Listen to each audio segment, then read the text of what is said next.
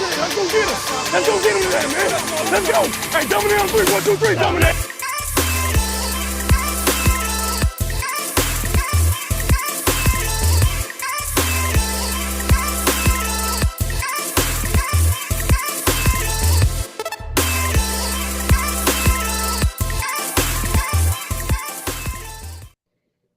Welcome back to another episode of the 49ers Red Zone Podcast. This is your host, Marco, with my co-host, Rohan. How's it going, Rohan? I'm doing good, man. How are you? I'm doing great, man. Finally got my car back yesterday after 2 weeks. Drives like a brand new car. Feels great, baby. Yeah, that's good. And now we got 49ers stuff to talk about. You know, after this week with the owners' meetings, we got on earlier this week, and now we conclude the week with another episode. I'm excited. And it's great because, like, everyone talks about, like, the conversation that John Lynch had and Kyle Shanahan had with the media and everything. So, like, it's a great topic to talk about because not only do we have those, like, quotes that they provided us as content creators and everything, but we actually have a full offseason, and we've seen a couple of moves, and the draft is this month. And this is, like, the biggest time where we start seeing teams start meeting with, like, prospects, bringing them in. We'll see a lot more Zoom meetings than we ever have because that's going to be the new wave. The 49ers really, really loved the Zooms. So I think it's great to talk about. Should we talk about John Lynch's comments first? We talked about that beginning of the week, or should we talk about Kyle Shanahan's comments? Let's go with Kyle Shanahan's, the most recent ones, the ones on the top of my mind. So real quick, what were your first initial thoughts when you heard what Kyle Shanahan said? My first initial thoughts was Trey Lance is starting week 1, and Jimmy's going to be either traded or cut. That's literally exactly what he said without having to say it. And a lot of fans turned his words into more so saying that they don't want to trade Jimmy. But from what I got from what he was saying is he literally, and when we look at what like the quote that I take the most from is when he talks about Grease, the QB coach. Yeah, exactly. And he's like, oh yeah, I brought him in because I want him to develop a quarterback. I want him to be able to help a quarterback in the meetings, the QB meetings, as well as the media, and understand how when you lose, you win, and how to battle that. It's like, well, he's not talking about Jimmy Garoppolo because Jimmy Garoppolo is a veteran. He's talking about Trey Lance, and to me, that's literally pointing that he's literally saying Trey Lance is my quarterback. Trey Lance is the guy, and my guess would be Trey Lance has already been told he's a starting quarterback going into next year. Yeah, I mean, I agree. Like, I know other people were not necessarily happy with what John Lynch said, right? On Monday, John Lynch I said John Lynch was essentially a PR statement. And the one thing that I'll disagree with that people are saying is that John Lynch and Kyle Shanahan are not on the same page. I think John Lynch just paved the way for Kyle Shanahan to say what he said on Tuesday, which was essentially just him being enamored by Trey Lance throughout the entire process, right? I think one quote that he said, not related to Brian Griese, which was the most telling part. I think one quote what he said was, last year, we didn't think Trey was ready to compete with Jimmy Garoppolo at the starting. Like, we didn't think Trey was as close as he is, but he's definitely closer this year. That kind of indicates how Trey Lance has progressed over the last year. And it kind of shows that Kyle Shanahan feels a lot more comfortable with Trey Lance. Both people have said that they're comfortable with Trey Lance as a starter, despite other people, like other reports saying that Trey Lance isn't ready and all. They both said that they're comfortable with Trey Lance. They both show this indication towards the future. And one thing Kyle Shanahan said that kind of like stood out to me on multiple occasions was like him like going out of his way to point out Jimmy Garoppolo's surgery as something that hindered the 49ers offseason plan. He continuously said it, and like it's very evident that without that surgery, Garoppolo is likely not on that roster right now. But that surgery kind of caused trade talks to dwindle, caused the situation to be as it is right now. But I still have optimism that he's not on this roster come week 1. The 49ers have time in terms of like when they have to move him. His contract only becomes guaranteed by week 1, but I do expect action to happen before that. Kyle Shanahan also said, right, that Jimmy Garoppolo is not going to be a part of this offseason program because he's not going to be healthy. Trey Lance is going to get all the reps in OTAs, and he even dropped Nate Sudfeld, who's going to get reps in OTAs. Like, dropping those two quarterbacks and then also saying that both of them are now practicing together in Southern California with quarterbacks coach John Beck and Brandon Ayuk, I think that it kind of shows where the 49ers want their offseason plan to go. They're having both of those quarterbacks work together as if they're going to be the top two in 2022.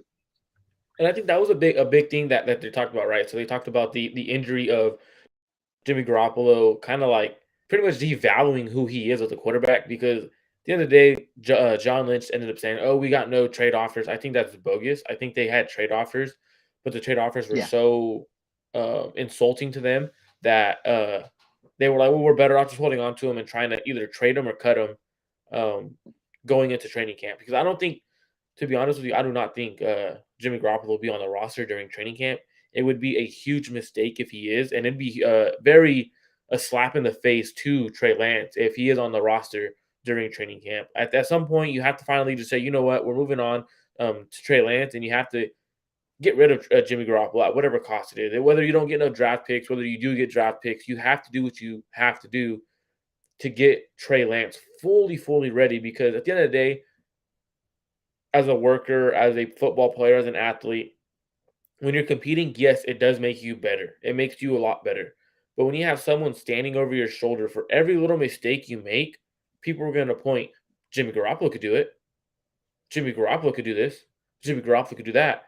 Even though they're not the same player, you're going to have people throwing it on social media saying the 49ers could do this with Jimmy Garoppolo. So, like, that's why you have to get rid of it, because if he plays in the preseason with the 49ers, you're gonna have a lot of fans. You're gonna have a lot of the locker room starting to divide, in my opinion, because of who Jimmy Garoppolo is as a person. So I think you're gonna have a lot of people having a big divide. So I'd be very shocked if he's in training camp.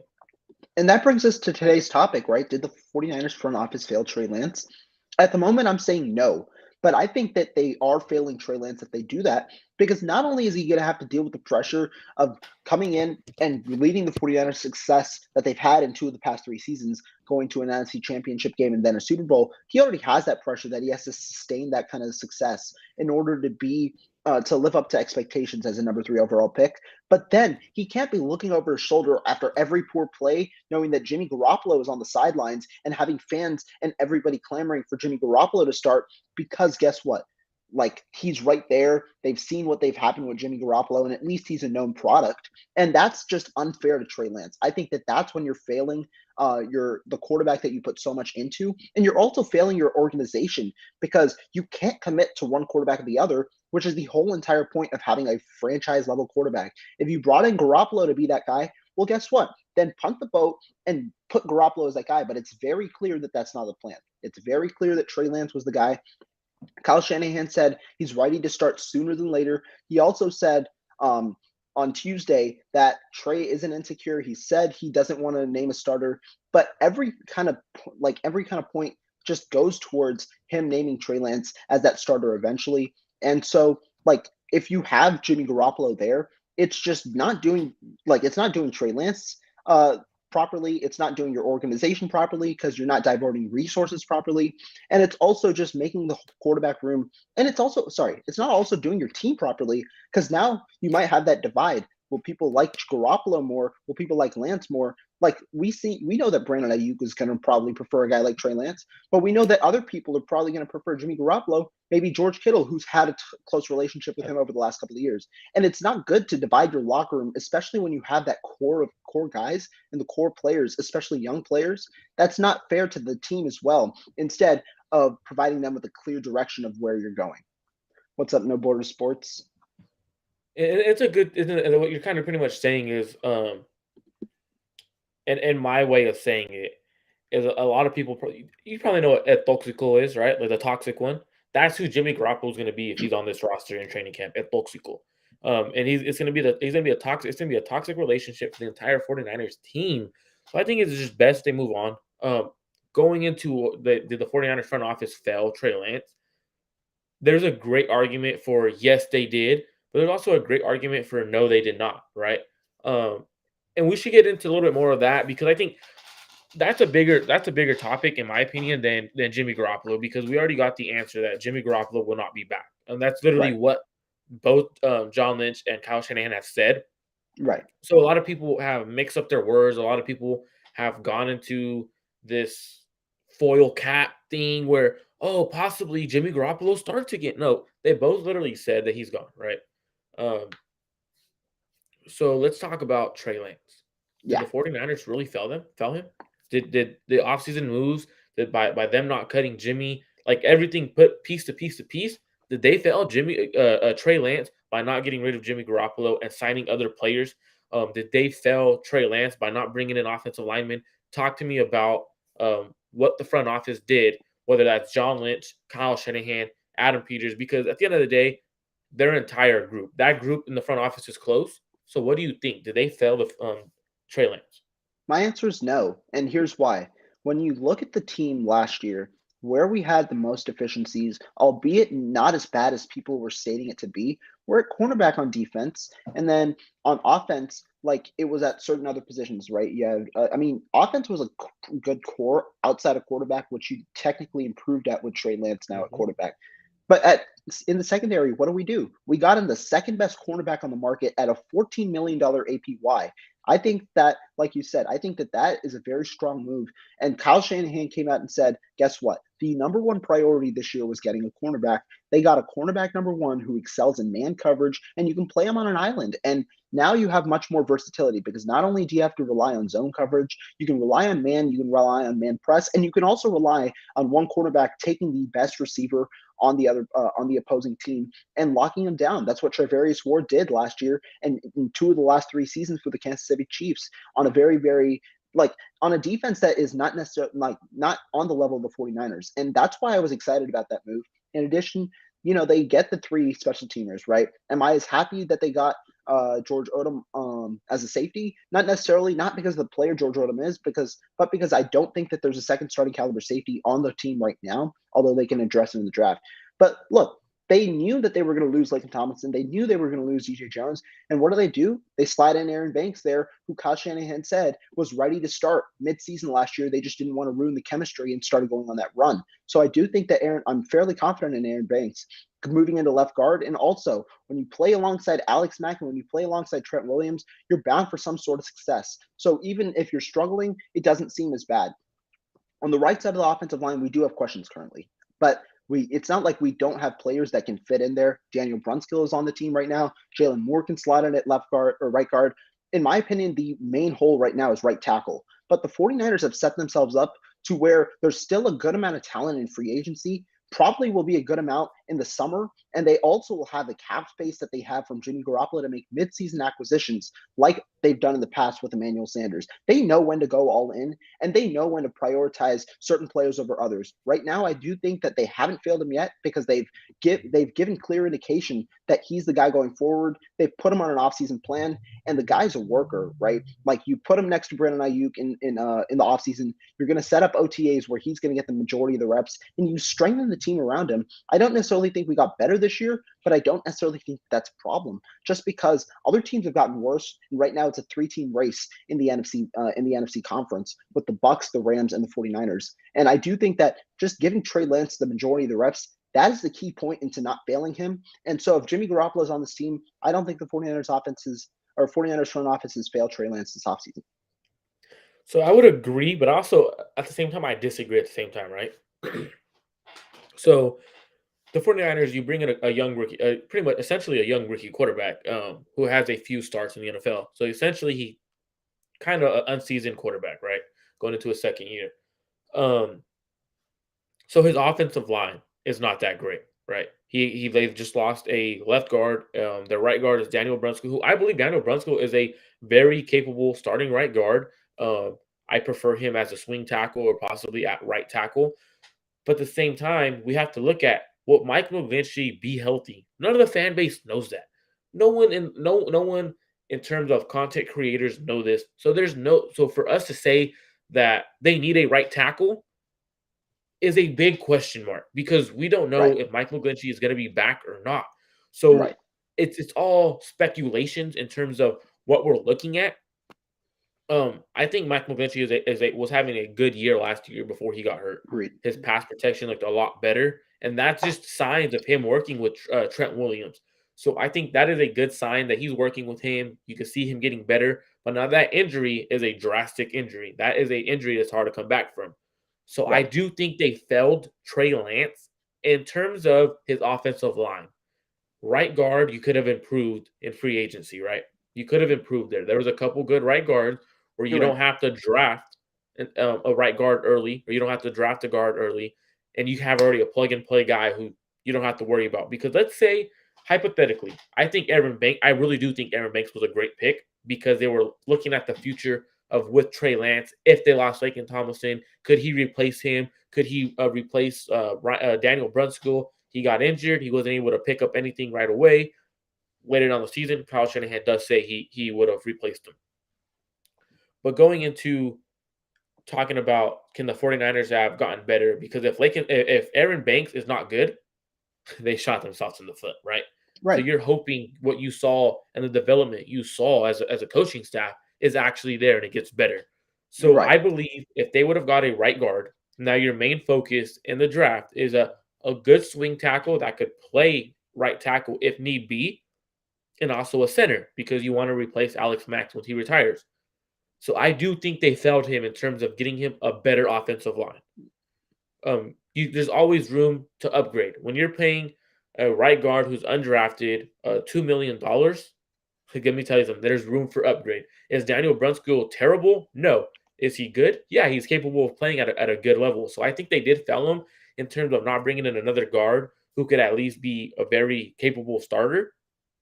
And then we go into the defense, like defensive side of the ball. I'm not going to really connect with Trey Lance because when we talk Trey Lance is commanding the offense. He can't do Right. much with that defense. So Right. that's more so the 49ers saying D'Amico Ryans has it under control. D'Amico Ryans is a good defensive coordinator. We trust him. If we draft a rookie safety, we brought in a great free agent signing who was actually the third highest paid corner as a free agent signing. So for people to say the 49ers did not spend money, that's actually a lie. It's really a lie. And you're lying to yourself saying the 49ers are not all in because the 49ers are all in. Right. So going into that offensive side of the ball, could they've gotten another receiver? Yeah. Could they've gotten a tight end? Yeah. But at the same time is how was the 49er fan base? Answer this question for me, Rohan. Do you think Jawan Jennings is capable of being a solid receiver in the NFL? I do. I do. I think he's capable. I mean, I've seen the run blocking, and I think we saw the receiving part at the end of last season. So Kyle Shanahan also mentioned Jawan Jennings.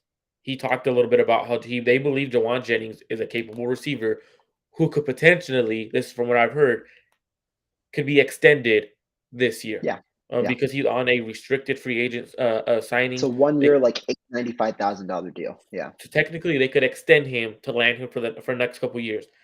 So to me, it's like, well, why would they go sign a receiver when they already have a receiver 3 on the roster and everyone talks about how good Jawan Jennings was last year? So no, they did not fail him at receiver. He had an all-pro. He has an all-pro receiver on his Debo Samuel, an all-pro tight end.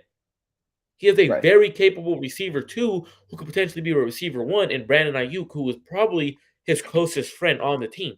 Like, what Hmm. are we doing here saying that the 49ers front office failed Trey Lance? Like, this is more so the 49ers fans, in my opinion, getting extremely emotional because they want big name players. They want players that are going to be splash signings. Like, you don't build a roster that way. Yes, Right. you could have dumped Jimmy Garoppolo's $25 million or picked up $18 million by cutting him, but they would not have signed other players. I guarantee you. They would not have signed anyone else. That's my honest opinion. They would not have signed anyone else. Yeah, I mean, I agree. And the offensive line is a very, very good question that you bring up. The one thing that I'll say about that is I do still think that there's a good amount of talent left on the free agent market. And if that talent is there by the time they release Jimmy Garoppolo, that could be some of the money that they can use to allocate. I don't necessarily know what they'll do in terms of at the draft. But another possibility, if JC Tretter's waiting there at that time, is bring him in, playing him at guard for a year, and then moving him to center because the 49ers like that veteran at center. So I do agree with you that the offensive line right now is a question mark, but I do think that that's a to be determined type of thing because we'll see. Mhm. Because there are positions that they would probably like to attend to in the early rounds of the draft, right? Safety, edge, getting talent at those type of positions. So we'll see. So I do think it's a to be determined, and also the questions around Mike McGlinchey are a big factor, right? Can he come back from an injury of that caliber? We don't know yet, but. At the other positions, yeah, you're totally right. We have a TE, like an all-pro TE in George Kittle, right? We're probably going to draft a tight end number 2 that is going to be a very solid tight end. And then we have Charlie Warner, who progressed as a blocker last year, which is the Yep. other facet of a tight end that you need. So if you have 2 receiving threats, including a red zone threat and a blocking tight end, that's a very solid tight end core that you have. In addition, like you said, we have Samuel, Ayuk, and Jawan Jennings, 3 completely different receivers who have different games, different assets or facets of their game that they excel at, right? Jawan Jennings is a big-bodied receiver that's a good blocker. Brandon Ayuk is a smaller receiver, nifty and good at route running, but also a good blocker. And then Deebo Samuel's a do-it-all type of player.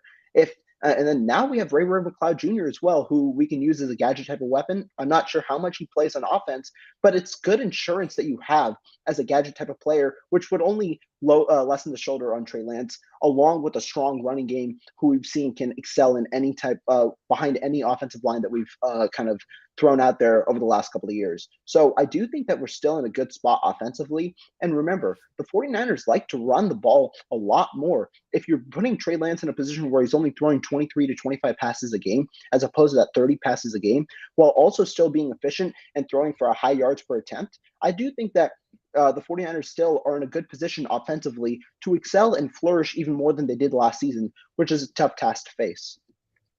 I absolutely agree because when you look at the 49ers and what they're doing with Trey Lance, right?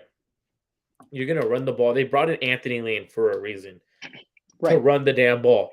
He Exactly. excels at running at game planning, running the ball. So why would you like everything points to run the ball, play action for Trey Lance to get him developed. You're not going to throw a rookie, essentially, like I keep saying rookie, but he's not. Yeah. Essentially, in terms of play time, he's a rookie. So you're not going to throw a young quarterback into the fire and say, you know what, we're throwing the ball 45 times a game with you in shotgun. We're going to have Right. you carry the load. That's not their style. That's not Kyle Shanahan's style. Eventually, he might get there to that point where Kyle's like, hey, I'm gonna have you carry my offense. Take command and do that. But I don't think they're going to do that. So I think the 49ers front office, I think they failed him in terms of not getting an upgrade at right guard and a security blanket at right tackle. There are some cheap offensive linemen that went at right Yeah. tackle, at right guard that they could have plugged into play. Like you said, there still is a guy, J.C. Treader, that they could bring in, which would be an upgrade at right guard and eventually slot in at that center spot. But at the same time, we can't sit here and be and say, oh, they failed not upgrading right tackle or right guard because at pick 63 or 61, they could get a right tackle or a right guard that they've already envisioned to be a Right. starting right tackle or a right guard just in case of emergency. So I think what the 49ers are doing, I think they're more so taking the approach that they have been the entire process, the entire time that they've been in San Francisco since 2017. It was never go out and sign big name players unless it was their first year as front office and head coach because they went out, they signed Pierre Garcon, Malcolm Smith, Kyle Juszczyk, Jerick McKinnon. They made some of those players the highest paid players at their respective position.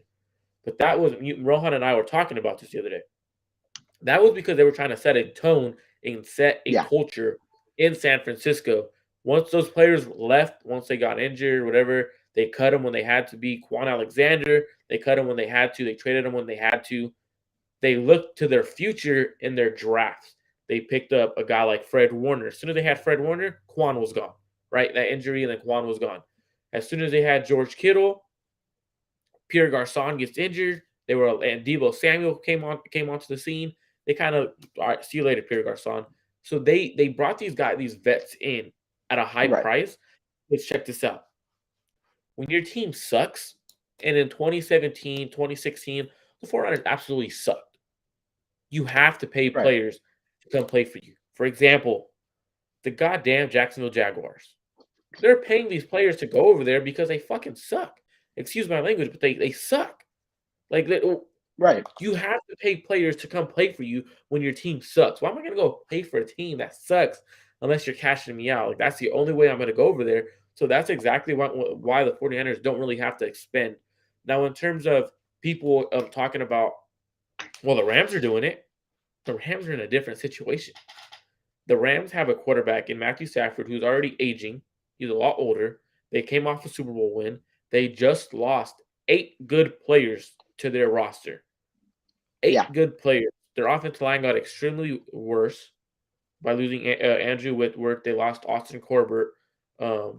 They have a lot of injuries that they had on their receivers. They did bring in a receiver, but everyone keeps talking, well, if the Rams are doing it, why can't the 49ers? The 49ers were a QB away in the damn fourth quarter of winning the NFC Championship against the Los Angeles Rams, and both teams did not get better, in my opinion. Yeah, I Both teams did agree. not get better. They stayed Definitely. the same. If anything, we could probably argue the fact that the 49ers got better at quarterback, right? Like, we honestly could argue that the 49ers got better at quarterback. So does that make the 49ers a little bit better in that range?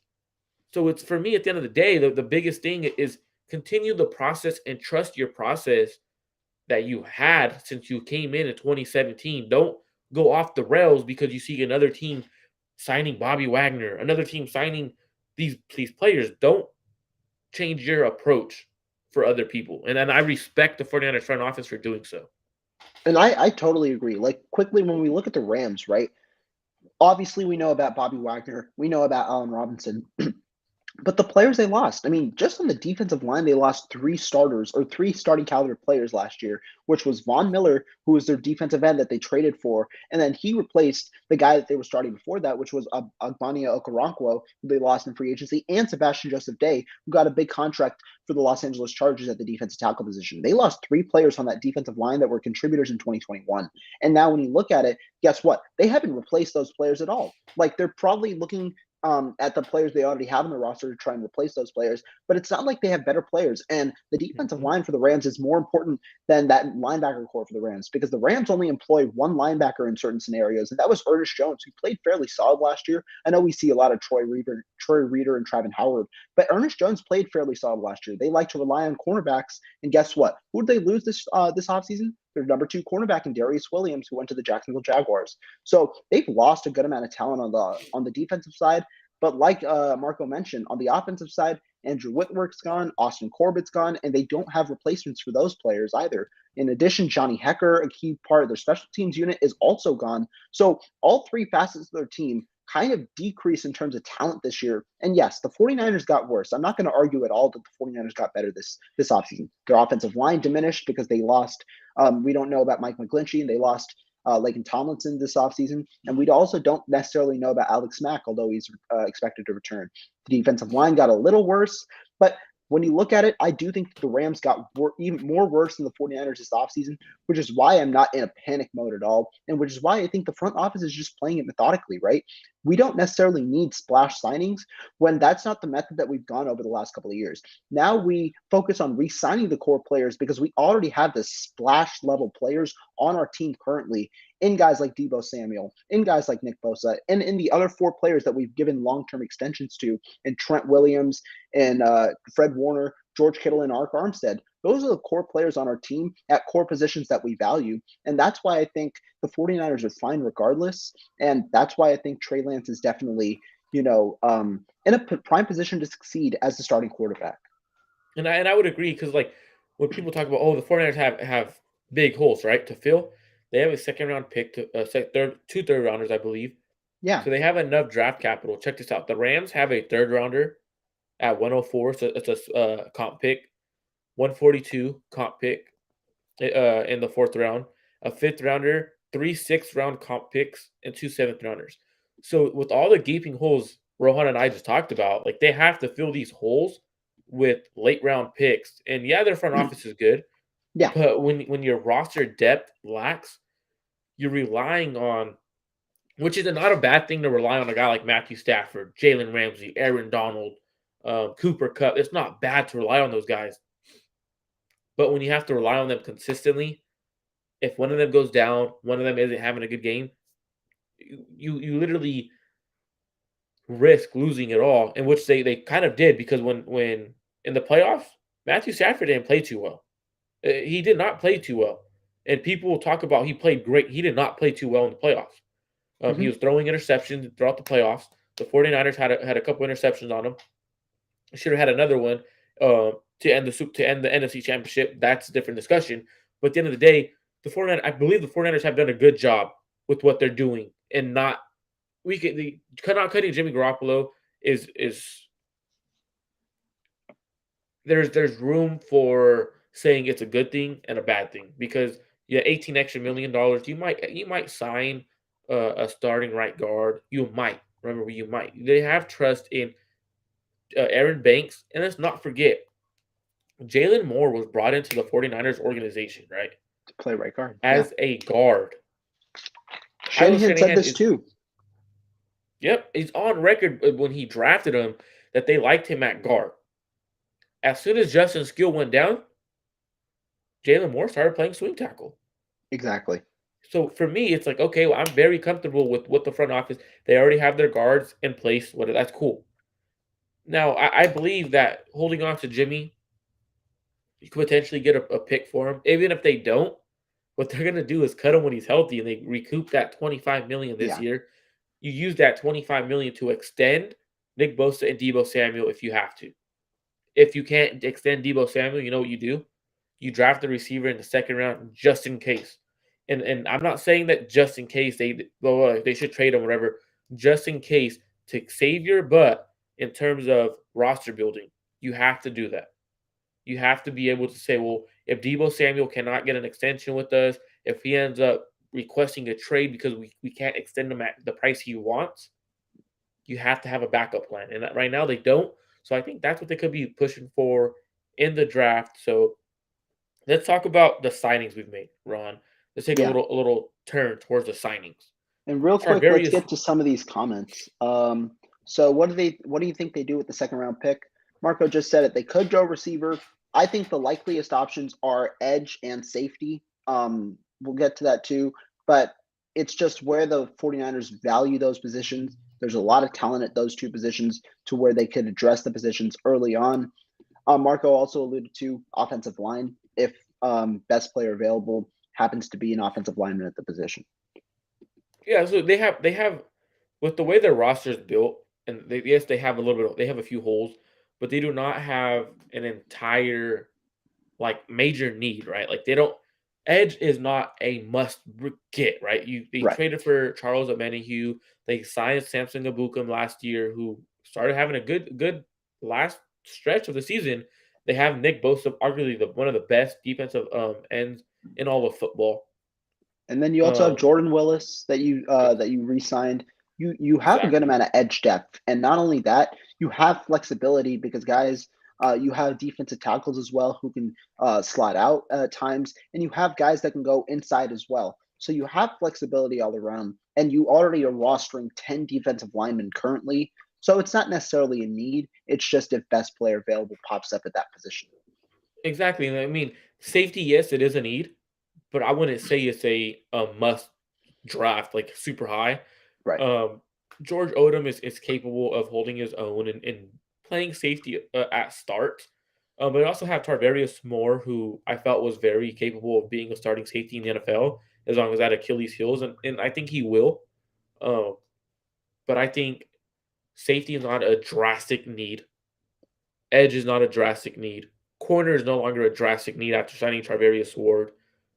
Defensive end is not. There's no drastic need. So you could take best player available or draft for the future, just like the 49ers did this last year. Yeah. For example, like I'm saying, that's why I'm super big on drafting either a center, guard, I should say offensive lineman, a guard, a center hybrid at 61, edge or receiver, because you're drafting for the future. And when I say receiver, it's not me saying trade Deebo, because a lot of people have gotten my words mixed up on Twitter and in the timeline saying, "Oh, you just want to trade Deebo." Blah, blah, blah. No, I think you always have to have a safety net. For example, as soon as Tyreek Hill was traded, right, the Kansas City Chiefs had already signed Juju Smith. He was already on their roster. They already had Marcus Scantling in, and they were already looking at Jamison Williams. They were already in communications and they already had met with Jameson Williams. So for me, if they already had a backup plan. They also have a guy named McCole Hardman. So if they already knew, and the 49ers don't have a backup plan, you got to find one at receiver for Debo just in case. As a front office, why don't the Niners publicly promote Trey Lance instead of letting Jimmy G linger around? Go ahead, Rohan. All right. So first of all, let me say this. I'm sure privately the 49ers have told Trey Lance that he is their guy for 2022. I'm sure that that's the case, but publicly, I understand that it might not seem reasonable to a fan's perspective, but they're trying to scrounge and salvage some of the trade value that Garoppolo potentially has should another quarterback get injured. Because if you don't commit, I mean, it's what the 49ers just have done in their past, right? Like every year, Kyle Shanahan refuses to name a starting quarterback until week one. He did it last year, and then Jimmy Garoppolo accidentally said that he's a starter. So that's something that the 49ers just like to do. And I'm sure privately that's what like they tell the real plans to their players like Trey Lance just to reassure. But publicly, you're trying to salvage the trade value and keep up some sort of facade because you know that you're in the prime spot of leverage right now, right? You know that if he gets healthy and there's no shooters at all, you can cut him and save 20 or 25.5 million. So it's not the 49ers aren't in a position where they're the ones without the leverage right now. They still have the leverage, not necessarily in trade talks, but over Jimmy Garoppolo because they have the potential. They can move him to wherever they want should they find an offer, and they can also cut him and recoup all the money. And the whole point is, if the 49ers can't get an offer, they can recoup all the money and like letting Jimmy linger around, the whole point is you get the extra 7.5 million. I think the 49ers have come to a realization where adding players right now doesn't necessarily help them more than recouping the 7.5 and adding players later because you can roll over that 7.5 million potentially to 2023, even if that wasn't a part of your plans, and now have extra cap space for 2023, setting yourself up for the present and the future, which has been the 49ers plan all along because they're still very hard competitors right now.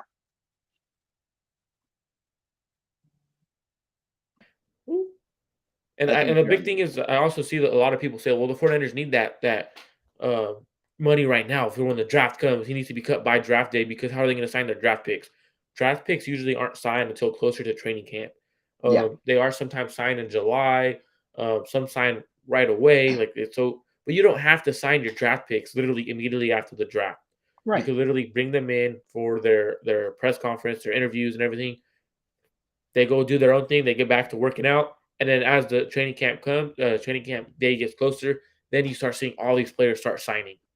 Yeah. So that's why the 49ers are going to want to save that 7.5 extra million eventually to re-sign those players. So once training camp comes, then we should be like, okay, they're going to cut Jimmy soon because then that's when that money actually takes effect. Yeah, and for example, I mean, Trey Lance was signed the day training camp started last year, just as an example. Exactly. It's been a big thing with a lot of the 49ers players that they've signed. Solomon Thomas was like that. Nick Bosa was very close to the training camp day. Mike McGlinchey was a few days before training camp. So it's not an issue for the 49ers to wait out rookie contracts and get that language right or whatever the case may be. Man, hey, sorry if I sound hella messed up on my throat. It's super sore. I don't know what I had a sore throat this morning, so a little congested and everything. So when I'm talking, I feel like I sound hella funny. So sorry about that to everyone out there. You good.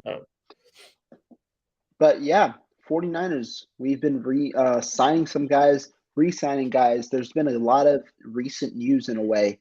So just the recent guys, some of them include Ross Dwelly, who we re-signed on a one-year deal, Darqueze Dennard, and Jordan Willis. We can go in that order. What was your thoughts on the Ross Dwelly signing first?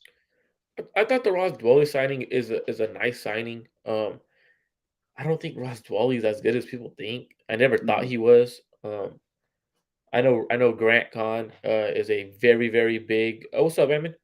I know Grant is a very, very big Ross Dwelly fan. He calls Ross the boss or something like that. Um, he's not that good of a player. That's why he went undrafted. And there's no disrespect to Ross Dwelly because he's a capable of tight end in the NFL. So I think that's why they brought him back just in case they can't bring in a tight end 2 in the draft. They could at least have Ross Dwelly as that insurance receiving tight end because so far we haven't seen Charlie Warner be that guy. So I thought Ross Dwelley was a smart bring back. What did you think? For me, I think it's a low upside signing because I don't think he makes this roster in 2022. I do think that if he's on the 49ers, it'll be on the practice squad. And the reason is in 2020, right, when George Kittle went down, Ross Dwelley stepped in as tight end number one. He played 46% of the offensive snaps in 2020. But the 49ers kind of made it clear and how they viewed Ross Dwelley, and that was nothing more than a backup in 2021. His snaps diminished from 46% to 18%, which was below Charlie Warner, who before last year hadn't really gotten any experience and jumped up to 23% of the offensive snaps. So he was actually the tight end number three. And the big reason of that is because he can't block. Charlie Warner possesses that offense or that upside in terms of blocking. He had a couple of nice appearances last year. And I do think if the 49ers do plan to draft a tight end, then Ross Dwelley's the odd man out. So it's a low risk signing. I'll wait for the guaranteed numbers. I think it was a fairly low guarantee from what I remember. So I do think that Ross Dwelley likely is a cut or a practice squad guy. But I'm fine with it because it brings competition and you just add some more depth to the tight end room. The 49ers have done that in the past. They brought in Michael Pruitt before. And so re-signing Ross Dwelley just adds another body in the room that can compete and give another pass catching option should he make the roster. And I think that's exactly, you pointed out perfectly, the low cost, the ability to afford it. Because some of these players, they're going to get, and it's I can't remember the name of the player. The last year he signed with the 49ers, he had might have been a tight end. Jordan Reed? With the Tennessee Titans. Damn. Yeah, Michael Pruitt. Yeah. Michael Pruitt. Yeah. A lot of people are like, oh, he signed for a lot of guaranteed money. We're going to end up cutting him. Like getting in my opinion, under $1 million in guaranteed money is very cuttable. It's very eatable in terms of salary cap because you can now restructure someone and make that salary cap back or whatever. So I'm not worried about guaranteed money for back end of roster players like Ross Dwelley and everything. Let's talk about Ridgeway. A lot of people don't really know who Ridgeway was. Talk to me about Ridgeway in terms of who do you think he is and what does he bring to the 49ers defensive line? Yeah, I mean, I really like the Hassan Ridgeway signing because he was one of those underrated guys. The 49ers signed the underrated guys. Last year was Arden Maurice first. It was Ridgeway this year, who's fairly young still, but he oozes potential. And like when you look at him, right, he's a powerful player. He can bull rush. He's got the ability to do that, but he's also an athlete who has the ability to be a defensive tackle, but not necessarily just a nose tackle. I think he can slide in at both defensive tackle positions. And I think that he possesses some pass rushing upside on that third down kind of play. And I think that that's important because DJ Jones necessarily didn't provide that in previous years. And I'm not saying he's better than DJ Jones. I think that's too much of an overstatement. But at the signing cost that he had, because DJ Jones went for $10 million, you sign a guy for $1.8 million, and it's much cheaper than that. You sign a guy for such a low cost who's a young body that can just add to the rotational depth with Kevin Givens and Javon Kinlaw. He provides you some reassurance should Javon Kinlaw face some setbacks in the early kind of parts of 2022. So I really liked it. I just like the build of a guy like Hassan Ridgeway, who that's what Chris Kocurek uses, right? When you have that potential, Chris Kocurek's able to untap it, and that's why I'm even more excited about a guy like Hassan Ridgeway on the low contract that he had. I thought that was a great find for the 49ers. And a lot of people were like, they'll talk about Hassan Ridgeway, right? And they'll be like, oh, well, he's only making this much money. Like, he's not that good. Well, Hassan Ridgeway, right, in my opinion, is a very capable starter at defensive tackle. Like you said, he's a better pass rusher than what DJ Jones brought. But I think he's also a much better run defender than he's given credit for. A lot of people talk about, oh, he's not a good run defender. So why wouldn't they bring in a good run defender? Because they lost DJ Jones. From what I've watched, he's very capable of being a run stuffer when he's next to the right people. So when he was with Cox, he did his great job. And when Cox got out and it wasn't Cox in there, he struggled a bit. So I think it's no worry because we should have guys like Nick Bosa, guys like Arik Armstead. Like our defensive line probably is better than the Philadelphia Eagles. So you're going to see a player, and this is why we see guys like Arden Key and guys like Hyder elevate their game because they have less priorities. Like responsibilities, not priorities, responsibilities in terms of what they have to do, and you're able to just play free. And I think that's going to help Hassan Ridgeway in terms of getting to the quarterback and stuffing the run. So I really like the signing. There's also a very, very good 1 year, well, I want to say 2-3 million, right? Yeah, it was 1.8, and I mean after because I got the contract breakdown and it's even cheaper than that for real. Like it's a lot of guaranteed type of money. Or it was 2.5 million, and then I think it ends up being 1.8 million or something like that. So it's still very cheap money at a time when defensive tackle as a position group was booming in this offseason, where people were getting 8 million and even backup like replacement level players like Tim Settle this year was not a starter for the Washington Commanders last year, and he got 4.5 million a year. It just shows how defensive tackles were going. So for the 49ers to get a replacement level player at that price in this kind of offseason, in this kind of market, it's just a good job by the front office, and it's a good find in this type of defense. And the crazy part too is like, so I'm looking at PFF. I'm not the biggest like fan of PFF or whatever the case may be, but I'm looking at PFF right now, right? So Yeah. his run defensive grade, his best year was in 2018. 2021 was actually his worst year in terms of Hmm. run defense. Probably his worst graded year in terms of like run defense. And besides that, he had fairly decent grades, 54 and it's a 68 in 2018. He averaged about 55 roughly Hmm. grades. So that's pretty decent for a guy who a lot of people were like, oh, he's not good. Um, I'm gonna look at DJ Jones just to compare. 'Cause I know DJ Jones is a good run stuffer. I mean, he's a good defensive tackle in terms of a run defense. DJ Jones was around his best grade was 68.4 in 2019. 2021 was the second best, 66.8, and then the rest of that 55 or 57 and 59. So if we get Hassan Ridgeway at his best, which was I believe 68, I've said right, Yeah. 68, and then his career average was 55. We're getting similar to what DJ Jones was at a way cheaper cost, but people don't realize that in terms of what a player could bring when you're surrounded by a bunch of dudes. Is DJ Jones going to flourish in Denver? I'll be honest with you, I don't think he will, but I hope he does. And I'm glad the 49ers were willing to not pay him $10 million for a defensive tackle. It's ridiculous.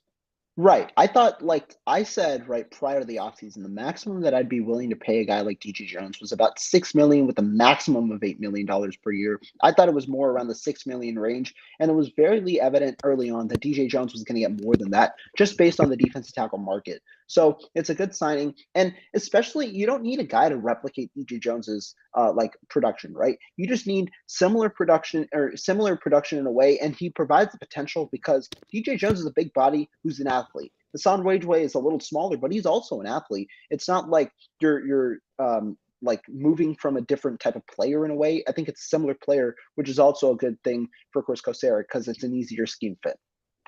And that's a very big thing, like you said, for like the scheme fit and everything. And that's I think Hassan Ridgeway is a very perfect scheme fit for what the 49ers do on the defensive line. Right. Um, talking about a player you mentioned earlier, talk to me about George Odom. What do you think? Because a lot of people were like, "Oh, he's going to come in and play safety." Do we not realize who we just lost and we're losing Jaquaski Tart? Talk to me about that. Yeah. So I mean, I was one of the Jaquaski Tart proponents. So I'll say it from two different perspectives.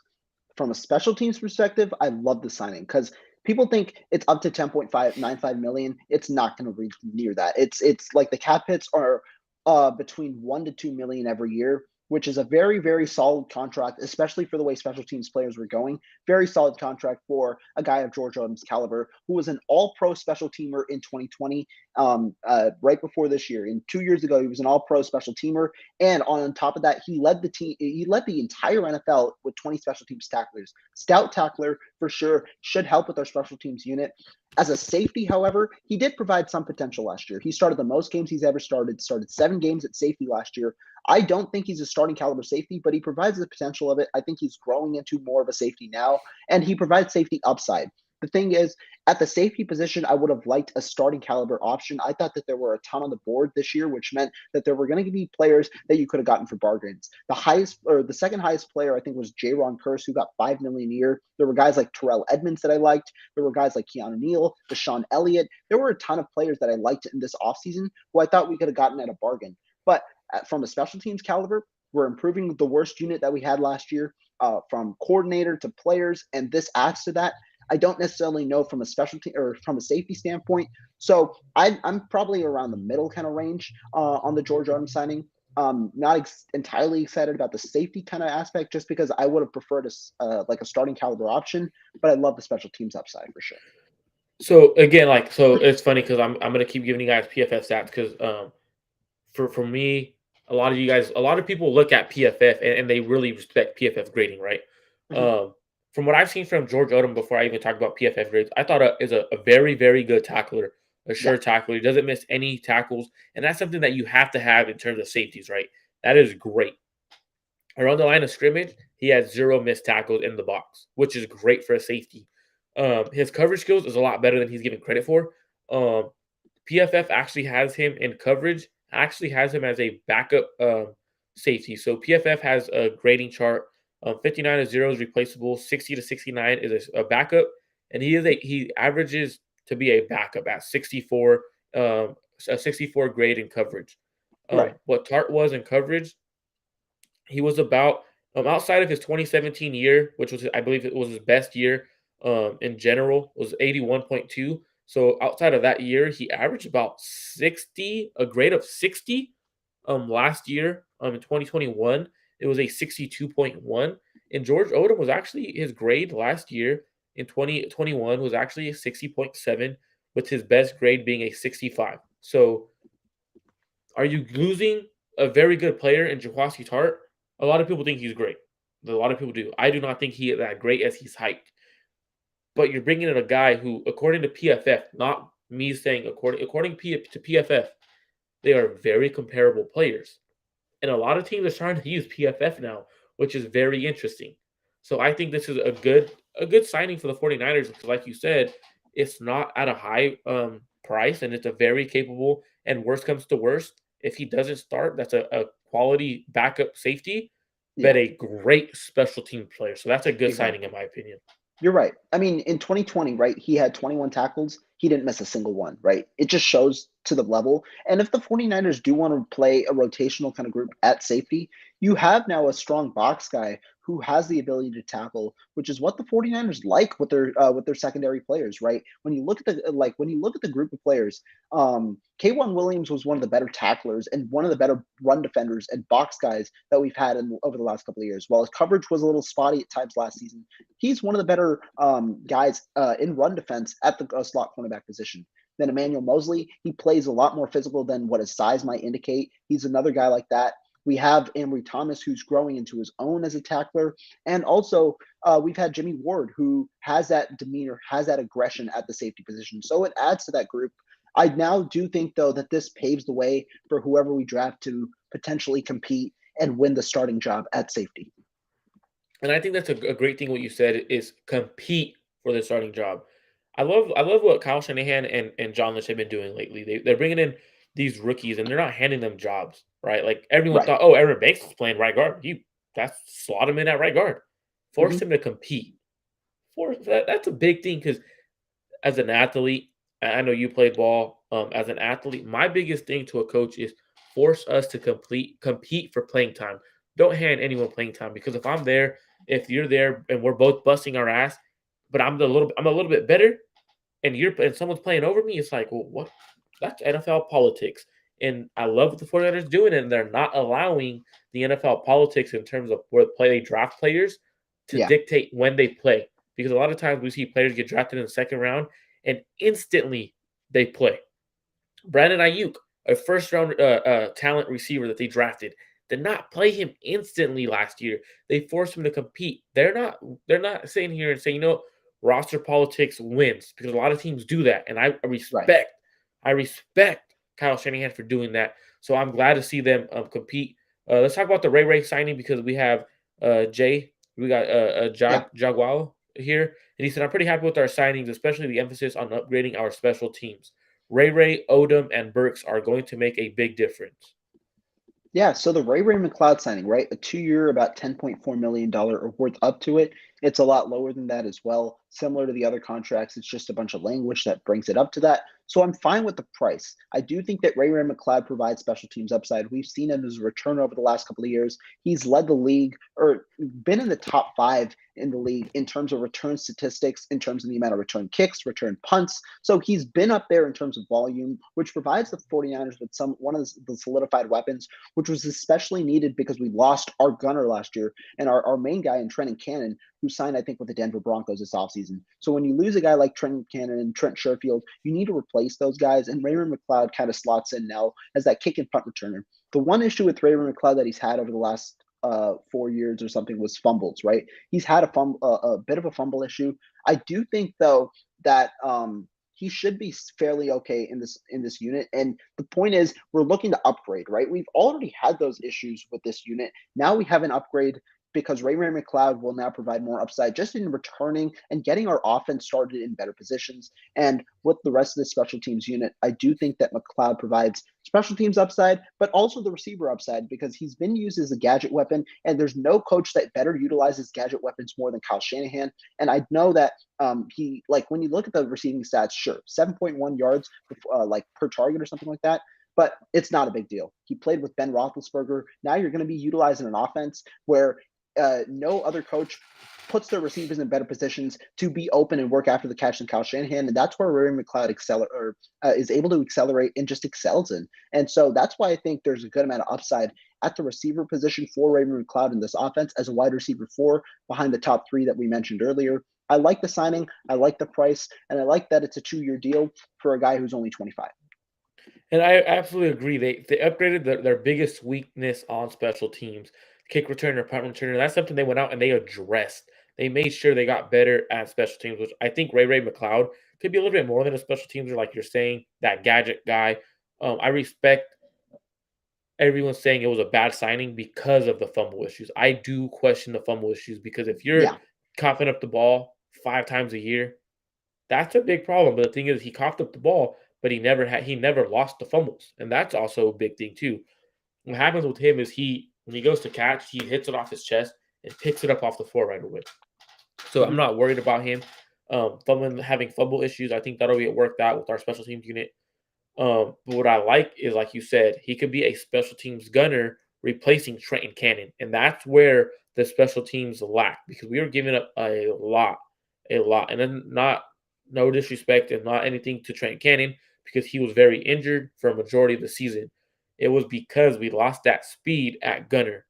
And I think bringing speed in at gunner is a great thing because they also brought speed in with Oren Burks, who is a special teams ace from the Green Bay Packers, who also brings high upside as a linebacker I shouldn't say high upside, but he brings upside at the linebacker position because from what I watched him and when I was looking him up and I was doing my research on him, he is a linebacker that could be a coverage linebacker with how athletic he is. He was not used in Green Bay as a linebacker to be athletic and cover people, but he's capable of being a nickel linebacker or a hybrid safety linebacker on the field. He is a very athletic freak. On special teams, he is going to be the special teams ace, and I love the 49ers upgrading special teams. And if they are really serious about upgrading their special teams, they should look to draft a punter named Matt Araiza earlier than people would want because he could be a special teams ace as well.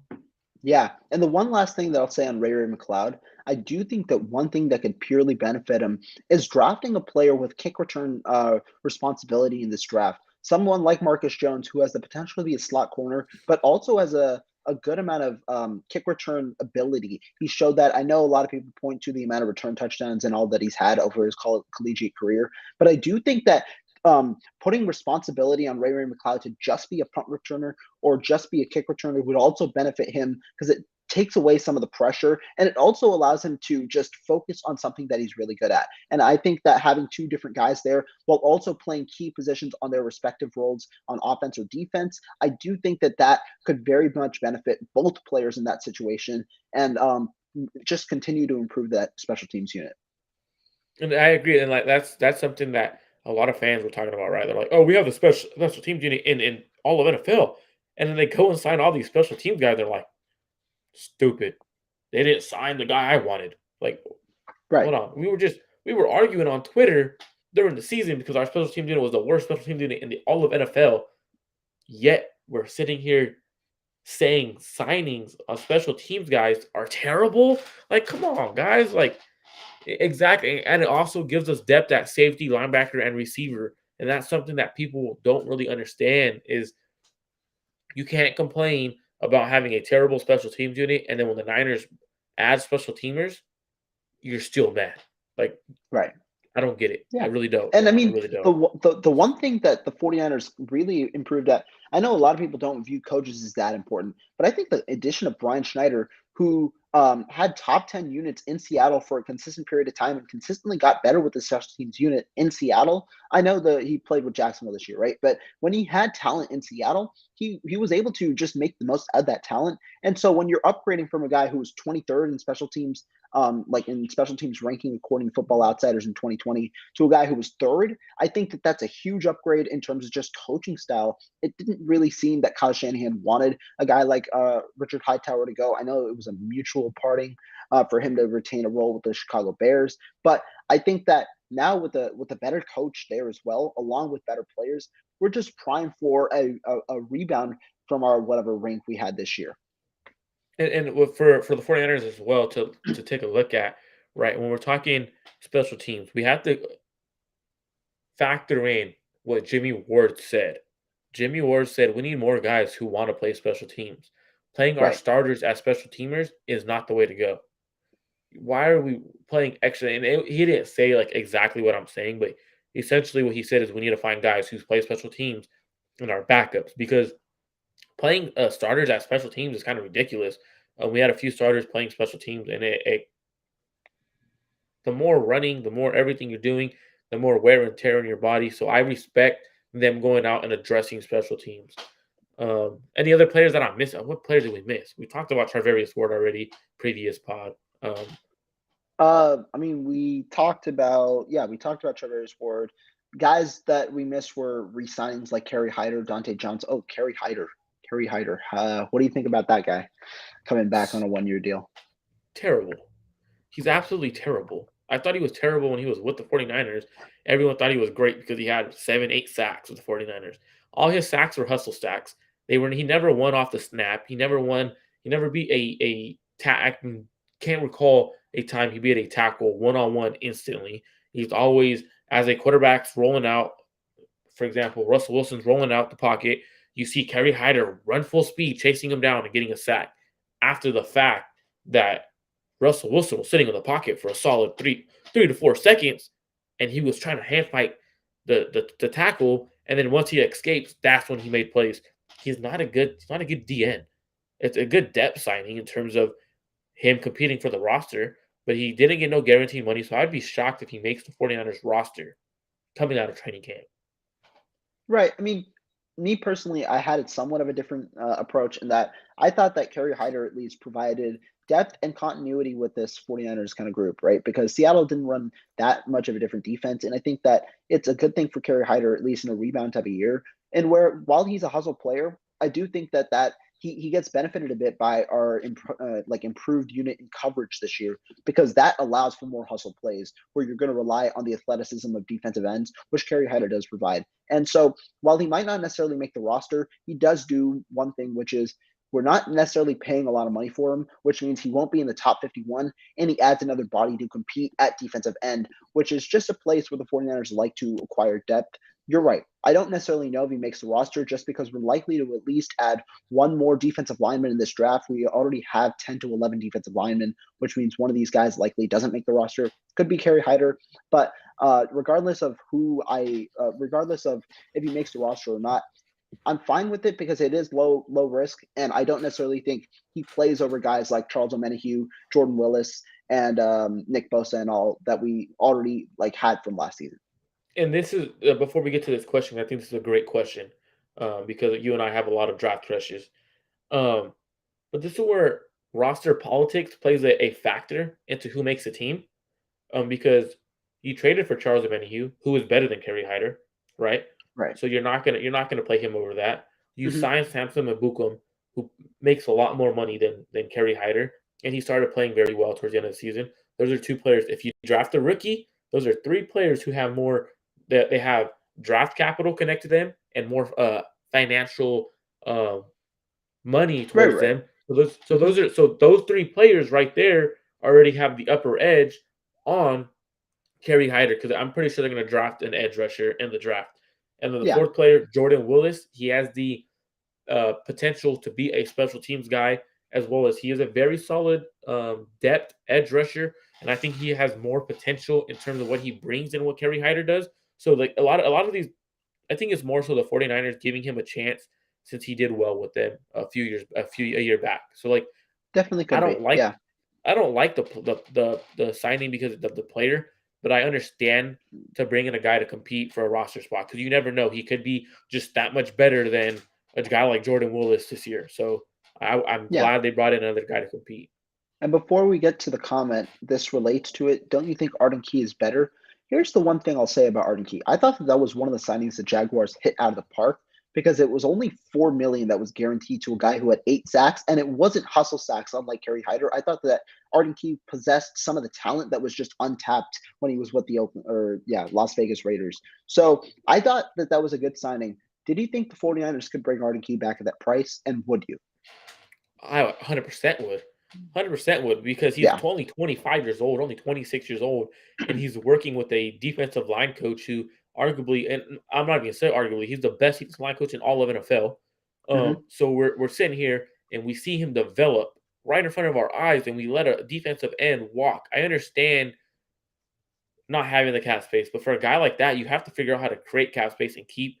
And Right. it might be if the 49ers might have let him walk because they don't think he is a true edge rusher because he did do That's better. actually one thing I was thinking. Yeah, He did because do he did better do better inside. inside. Mhm. So like that's something like I could understand is why they didn't bring him back is because they're more so looking for edge rushers because they want their defensive tackles to be Arik Armstead, Hassan Ridgeway, and hopefully Javon Kinlaw could produce something. With Kevin Kevin Givens is a good Gibbons. Yeah. pass rusher. So that's probably what they're kind of leaning for. They want more of a guy who could be a true edge rusher opposite of Nick Bosa because then it unleashes Nick Bosa. But I thought he also unleashed. I think Arden Key unleashed a different side of Nick Bosa when he was lined up inside next to him. So it's like is he better than Kerry Hyder? Absolutely. But I think for what they want, if they want a true edge rusher opposite of Nick Bosa, and they don't have to have Nick Bosa and Arden Key run stunts to free them both up and stuff like that. So it's the potential of the athlete, the actual player. Arden Key is much better, but they're looking for a true edge rusher, in my opinion. Yeah, and I mean, I thought that this indicated that they also wanted to just like attack this kind of position in the draft, right?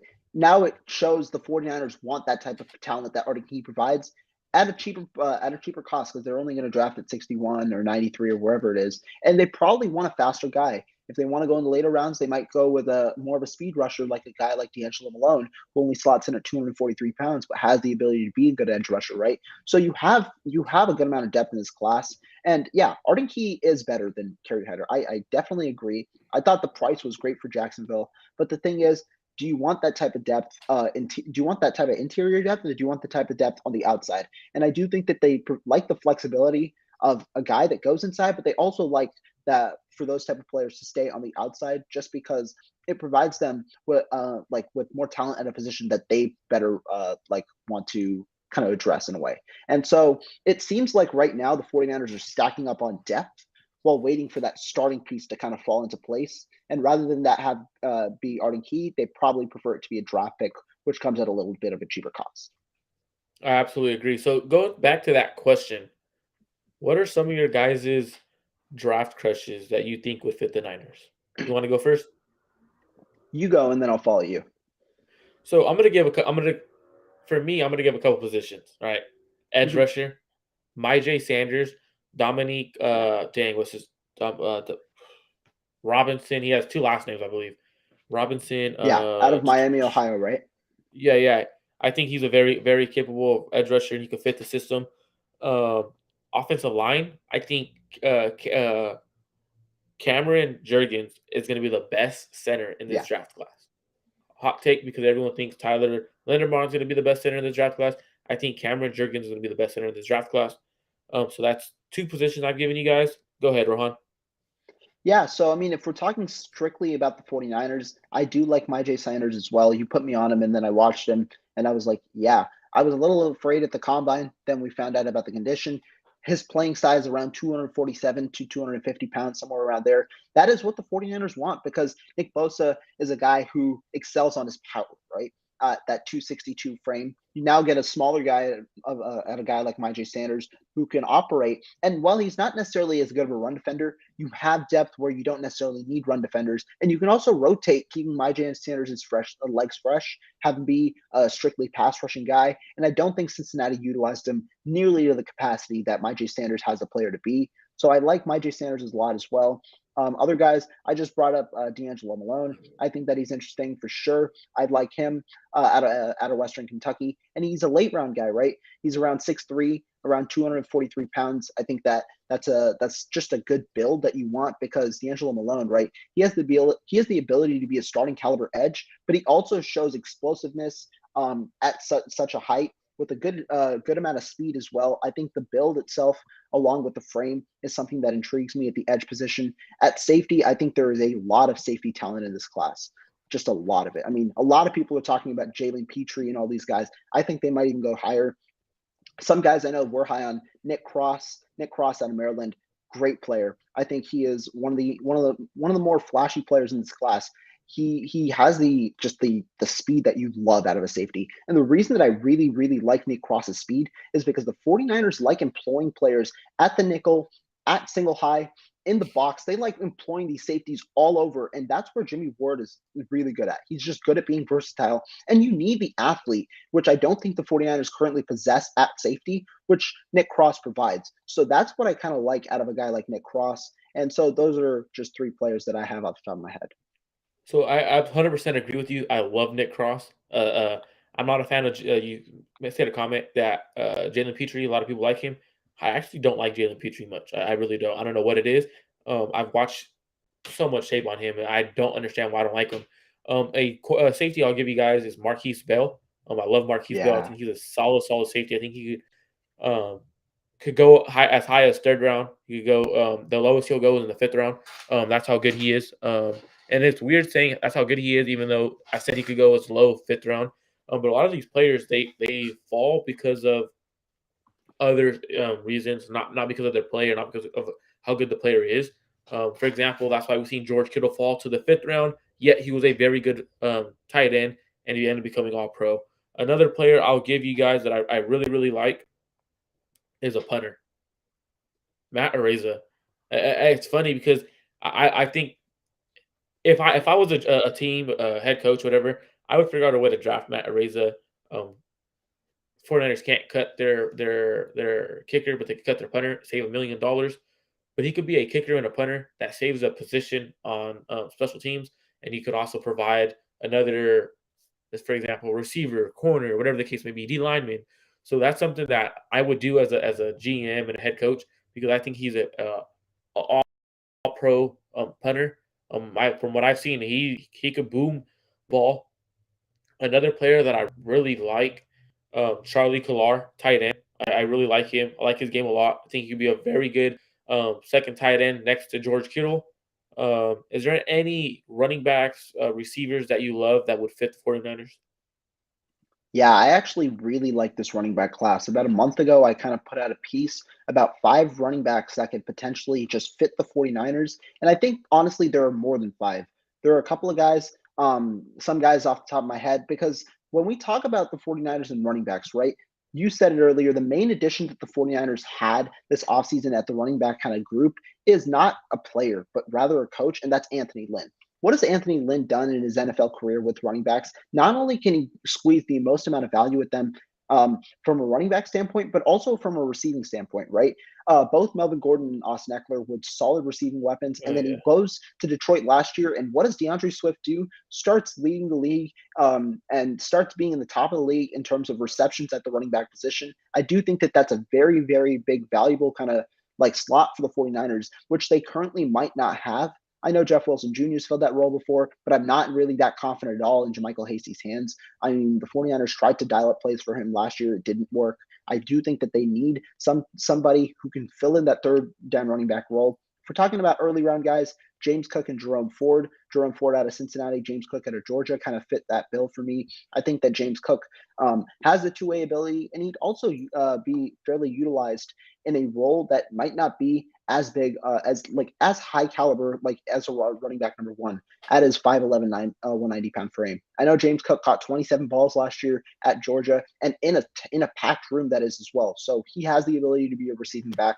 Jerome Ford is very similar to Elijah Mitchell at 5'10", 210 pounds. He was a very good running back last year. He could fit in that running back committee. But some of the later round guys that are like UNC's Ty Chandler, he's got 4.38 speed, very solid in at UNC, which is a run-heavy offense with that RPO system. I think that 4.38 speed can be utilized by a guy like Kyle Shanahan. Missouri's Tyler Beatty caught 54 balls last year. He also ran a 4.45 40, another solid running back. And another guy that people don't know yet, one of the HBCU top prospects, Ezra Gray. I think that he has the ability to flash and be a very solid running back in a Kyle Shanahan type of scheme. So the running back that I've loved in the Kyle Shanahan scheme, and he's a good receiving threat. How's it going, Jesse? Appreciate you hopping on and listening to us a little bit.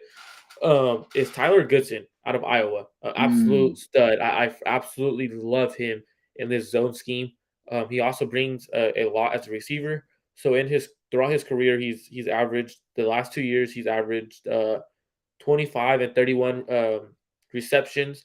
Had 247 reception yards last year. So that's a very capable running back out of the backfield. He's a one cut, get downfield kind of runner. And that's what Kyle Shanahan loves. So if I could get Tyler Goodson with his 4.42 speed in open field, he has that true speed.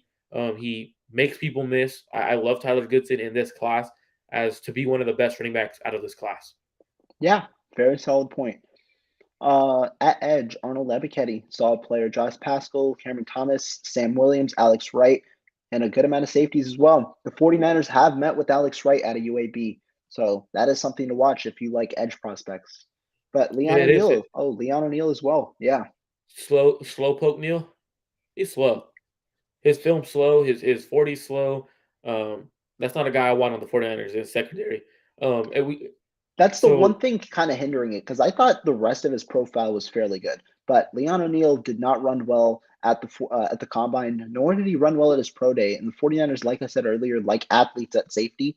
I do like the player, just not necessarily the speed. That's the one thing I'll say. And I'm not even pointing at his 40. I'm talking about his play speed. Like his play speed is pretty slow. So for me, if your play speed's slow, your 40's slow, that means you're slow. A lot of times players' play speed is fast, their 40's fast, and that just a lot of times what it means is you're just not a good straight runner in terms of 40 time, because it's a technique in order to get a fast 40. You have to have perfect technique, perfect get off in terms of staying low, because it's all wind dynamics and everything, aerodynamics. If you stay low for the first 10 yards as hard as you possibly can, you're going to have a faster 40 time than it actually shows. So, for example, I'm not that fast. I'm not that fast. My 40 time, when my high school coach, he actually coached at Stanford. He was a strength and conditioning coach at Stanford. He actually timed us all right. My 40 time was a lot faster than my play speed. And I was a pretty fast player, but it was a lot faster because the way he taught us how to run our 40s, and he kept teaching us is if you stay low for the first 10 yards, extremely low, and you're pushing off your first two steps as hard as you possibly can, you're going to cut down so much time on that 40. And that's why we see a lot of players run super fast 40s. But then you turn on the tape and it's like, oh, this guy's not that fast, which is very interesting. So I don't do too much into 40 times, but it does. You can kind of like, okay, if this guy's 40 times super slow, but his play speed's fast, he's not training for the 40. He can't get the technique down. He might have tight hips, whatever. So a lot of times I don't really look too much into that 40, but Leon O'Neal is slow. Yeah, you're right. I mean, the one example that we can see from this draft, Kyle Hamilton ran like 4.5, 4.6 at the 40. But we know that Kyle Hamilton plays a bit faster. It's just not necessarily runs in a straight line, but the way that he attacks the ball is a lot faster than what his 40 time might indicate. So good point there. And Jay Guayo says, I like Tanner Connor I actually have not watched him yet, but I heard about him because I know a guy who watches the Shrine Bowl. I know he played at the Shrine Bowl, but 6'3", 230, 4'3", 40. Wow. I'll go ahead and look on his tape then. That's a big dude running that fast. That should be illegal. Absolutely Yeah. illegal. Thoughts on Marcus Jones for the slot? You can go first for this one. What do you think? I love Marcus Jones for the slot. I think he's a very capable corner. He matched up a lot on other opposing teams' receiver ones. So to me, at that size, I believe he's 5'8", 5'9", Yeah, to be able to 5'8", match up on 175. receiver ones and hold your own, not get dunked on. A lot of times they were trying to target him in the end zone, and he wasn't getting dunked on. He's actually making pass breakups. So to me, that shows he's a dog. He's able to play that man-to-man slot role, and I think adding him to the team would do wonders because I think he could also play a little bit of that Jimmy Ward safety style. Match him up inside the slot. You can have him deep at safety. So I think that'd be a great player. It's a chess piece player. I do love, absolutely do love Marcus Jones for the 49ers. Yeah, and I mean, I think Marcus Jones would be drafted way higher if he wasn't a 5'8" corner. He is an absolutely I'm very enamored by Marcus Jones. I know that you tweeted out you were saying like how he's the one player that 49ers Twitter can kind of like all say that they like.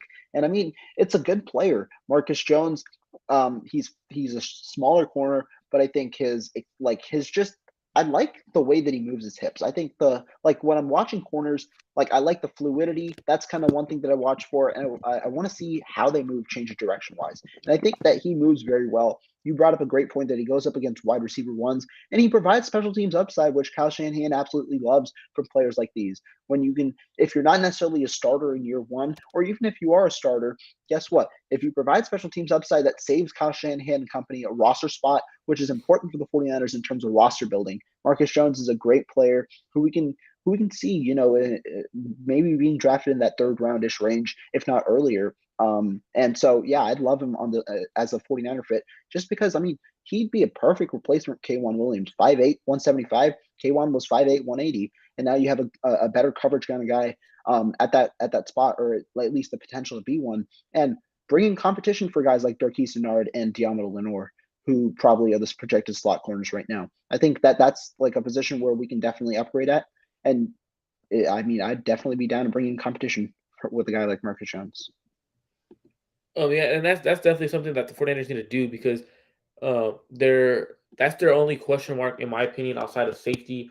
For that's like a bigger question mark is slot corner, whether they think Avery Thomas and Denomino Lenore could do so, and Mhm. safety. So those are the two positions on defense. I don't think edge is like as serious of a need, but I would address edge earlier than most people because I want a legit edge rusher opposite of Yeah. Nick Bosa. So I think Marcus Jones penciling him in there would be amazing. It would be a steal of a pick if they get him in the 4th or 5th round.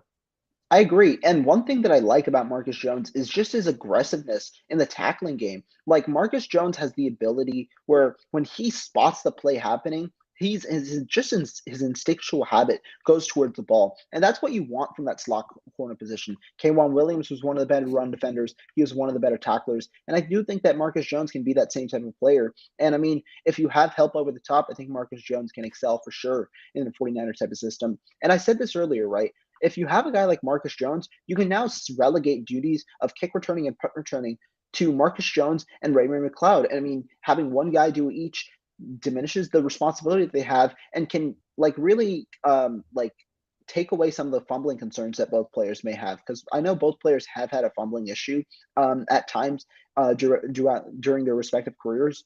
So just like diminishing some of the responsibility helps both players out at the special teams position as well. And I know we're not a baseball podcast, but we do talk Bay Area sports.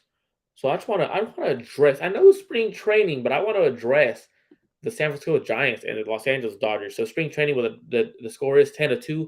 But the reason why I'm bringing it up is because the Los Angeles Dodgers traded for a legit bullpen I was pitcher, thinking about this the other day. Craig Yeah. Kimbrell, and the Giants just tacked on him right now. They welcomed him to the rivalry. He pitched a third inning, gave up 4 hits, 4 earned runs, and gave up 2 back-to-back home runs against the San Francisco Giants. So that's a way to welcome a player to a rivalry.